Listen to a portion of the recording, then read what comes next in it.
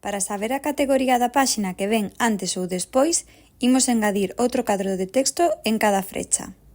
Para iso, copiamos o cadriño de texto do índice e editamos o nome coa categoría da páxina anterior.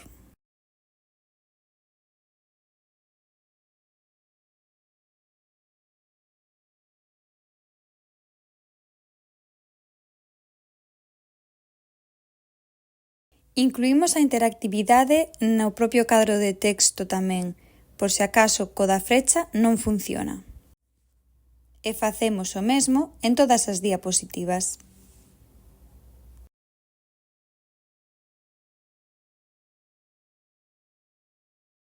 Facemos o mesmo coa categoría da páxina seguinte.